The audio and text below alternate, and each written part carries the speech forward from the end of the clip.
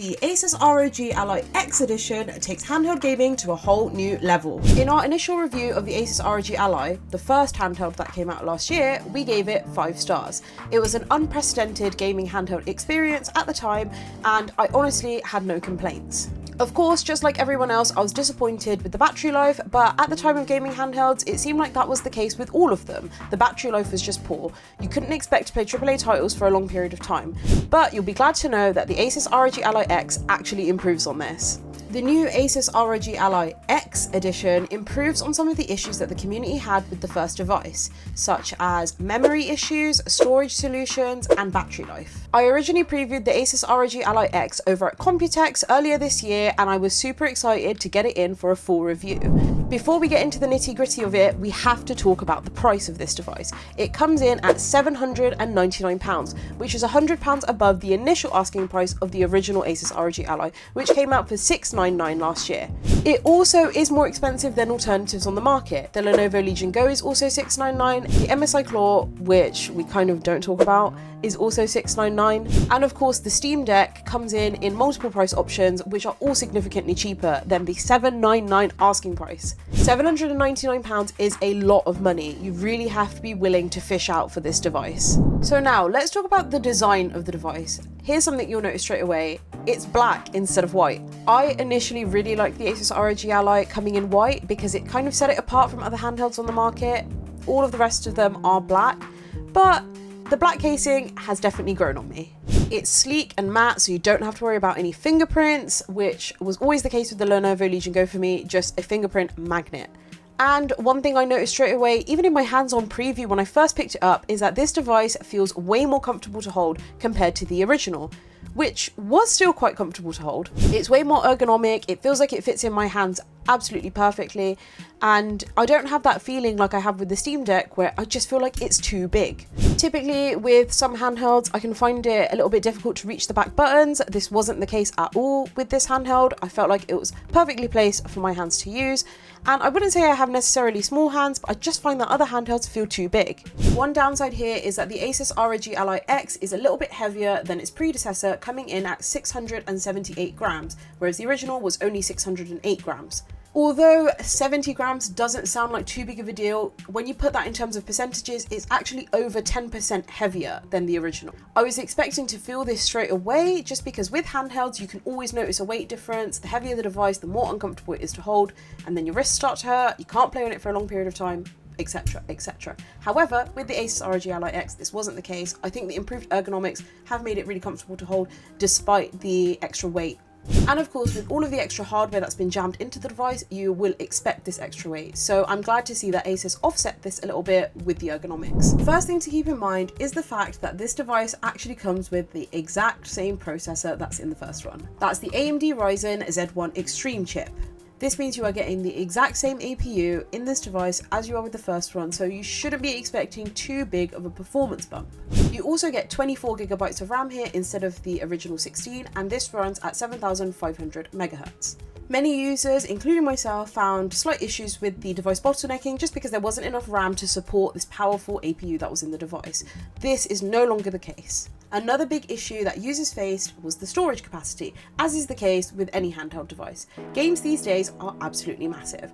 You can get games that are up to 150 gigabytes each, and when you've only got 512 gigs on your device, you're barely able to install even 5 games. So Asus have rectified this by having a 1TB SSD in the device straight away, and of course you get the micro SD card expansion slot if you so wish to upgrade that. Another thing to note is that the Asus ROG Ally X comes with a 2280 SSD instead of the original 2230 that was featured in the first device. Now you might be thinking, Jasmine, what does that even mean? Why do I even care?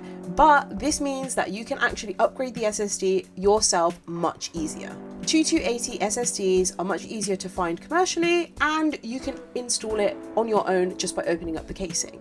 And Asus actually encourage you to do so, which is why they've made this change. So instead of just having a 1TB SSD and then having 32 gigs on a micro SD card, you can upgrade your SSD to be 2TB, 4TB, however much space you need based on how many games you want to install. This makes such a big difference. Just as before, you get a 7-inch screen, it's 1080p, 120Hz and touchscreen. Nothing's really changed here. And just as with the original, you also get ROG's zero gravity thermal system, which means that the device is being cooled no matter how you're holding it. This is great for a device that you use on the go a lot, because it means that no matter how you're sat or how you're holding the device, if you want to play upside down, you can, because the device will keep cool. Considering all of the extra hardware that's been crammed into this device, I was quite hesitant. I didn't think that this cooling would be enough for it. I thought it'd get really hot, especially compared to the original. However, I never found the device getting hot. Even after extended use, I was holding it and none of the heat transferred to the chassis, which was great. And this was even when the device was reaching temperatures of 70 degrees Celsius.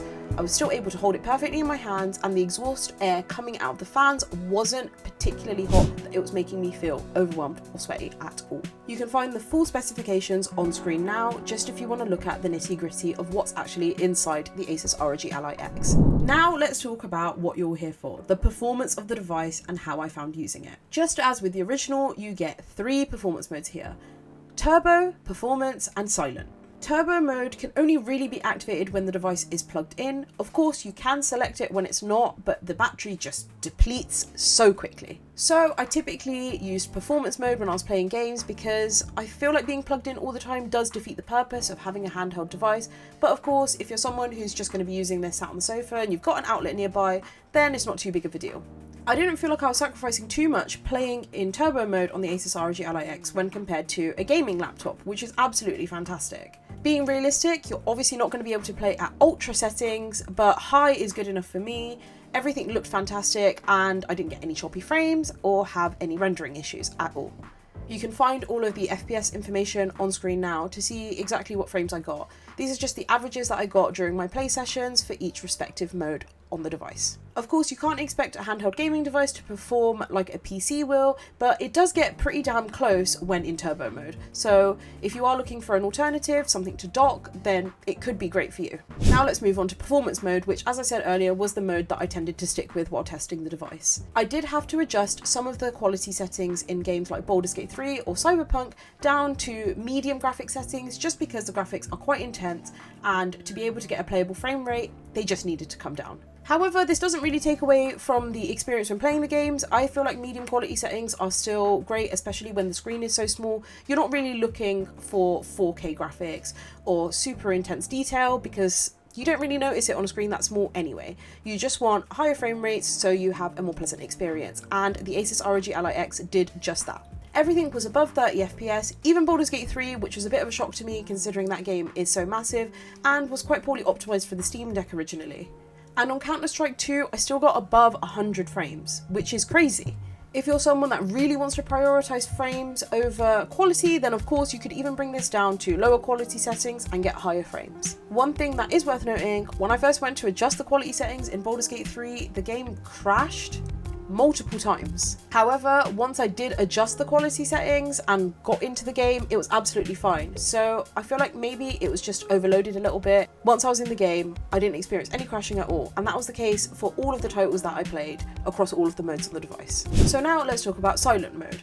Just as the name suggests, as soon as you boot into silent mode, you'll notice your fans quietening down. So this makes it much more suitable for usage on the go, because you don't want to pull out your gaming handheld, sat on the train next to an old lady, and then it just starts blasting hot air at her.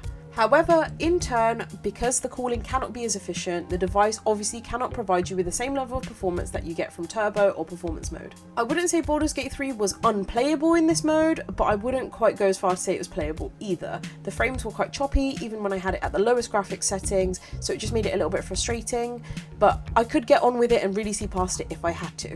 I do feel like 30 FPS is kind of a baseline level, and I wasn't even getting that in Baldur's Gate 3, so take that as you will. The performance difference between performance mode and silent mode was pretty significant, so if you are someone who's going to be really conscious about the device being too loud, then maybe you want to reconsider, because you're not really going to get the bang for your buck here when running in silent mode.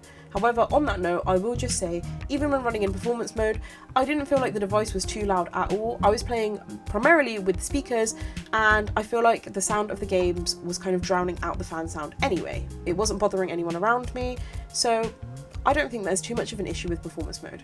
Overall, I will say I was very impressed with the performance of the games on the Asus ROG Ally X. There was improvements across the board when compared to the original device, and that is just from the increased RAM and storage. Of course, it's running the same processor. I also experienced super quick loading times and boot times, and the software compatibility for Windows 11 has come a long way since this time last year.